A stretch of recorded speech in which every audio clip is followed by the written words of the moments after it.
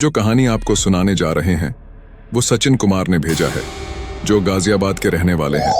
और वो सिर्फ कहानी नहीं, उनके साथ घटी हुई एक डरावनी घटना है जिसे सुनकर हम भी शॉक रह गए हैं कि क्या ऐसा भी होता है। इस कहानी को हमने नाम दिया है चैनल की डिश का भूत, एक डरा देने वाली घटना। हाल ही में कोरोना वायरस के कारण पूरे भारत भर में लॉकडाउन किया गया था। उसी लॉकडाउन में मेरे साथ ये घटना घटी थी जो अभी मैं आपको बताने जा रहा हूँ। मैं शाम को करीबन 8 बजे अपने घर की छत पर वॉकिंग कर रहा था। तभी कुछ करीबन 5 मिनट बाद छत के दूसरे भाग से किसी के खखड़ाने की आवाज़ आई। मैं उस साइड देखने के लिए गया कि आखिर आवाज़ किस चीज़ की थी, क्योंकि छत पर मेरे अलावा और कोई भी नहीं था। उसी दौरान मेरी नज़र चैनल की डिश पर गई जो छत के दूसरे भाग में थी। मुझे लगा कि शायद कोई चूहा होगा, इसलिए मैंने ज्यादा ध्यान नहीं दिया। कुछ देर बाद फिर से वही आवाज आई। मैं तुरंत वहां जाके देखा तो मैं स्तब्ध हो गया, क्योंकि जो चैनल की डिश पहले जिस जगह पे थी उस जगह से 5 फीट दूरी पर चली गई थी। मेरी समझ में कुछ नहीं आ रहा था, आखिर यह हुआ तो कैसे हुआ।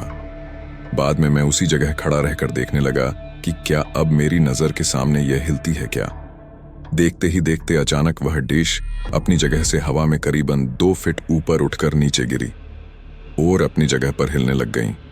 यह देखकर मेरे तो होश ही उड़ गए। मैंने तुरंत ही उस चैनल की डिश के मालिक को फोन किया और उन्हें छत पर बुला के सारी बातें बताई। पहले तो मेरी बात सुनकर उन्होंने यकीन नहीं किया, लेकिन जब यह हादसा फिर से उनकी नजर के सामने हुआ तो उनके भी होश उड़ गए। कुछ देर बाद आसपास के लोग भी इकट्ठा हो गए। लोगों को लगा कि शायद कोई भूत प्रेत होगा जो ये सब कर रहा होगा। फिर हम सब ने उस डिश को रस्सी से बांध दिया और फैसला किया कि कल सुबह ही इस डिश को यहां से निकाल कर फेंक देंगे। उस रात करीबन 1:45 बजे हम सब सो रहे थे। तभी मुझे छत पर किसी के घूमने की आवाज सुनाई दी, क्योंकि मेरा घर टॉप फ्लोर पे था, इसलिए जब भी छत पर कुछ भी हो तो सबसे पहले हमें सुनाई देता है। मैंने अपने घर वालों को जगाया और बताया कि छत पर कोई है जो घूम रहा है। उस रात हम सब हिम्मत करके छत पर गए, यह देखने के लिए कि आखिर ऊपर कौन है। हमने ऊपर जाके देखा तो ऊपर कोई भी नहीं था, लेकिन छत पर किसी के पैरों के निशान थे, वो भी आम पैरों के निशान से कई ज्यादा बड़े थे। हम डिश को देखने के लिए गए तो डिश पूरे छत पर कहीं नहीं थी। हमें लगा कि कोई किसी के उस डिश को फेंक दिया होगा, लेकिन पैरों के निशान ने हम सबको काफी डरा दिया था, क्योंकि आज तक ऐसे निशान हमने पहले कभी नहीं देखे थे। रात काफी होने के कारण हम सब ने मिलकर डिसाइड किया कि अब जो भी करना है वो हम कल सुबह ही करेंगे, और हम अपने अपने घर चले गए। उस रात को मुझे नींद भी नहीं आ रही थी। मेरे मन में केवल यही चल रहा था कि कहीं हमारे छत पर कोई भूत प्रेत का साया तो नहीं है।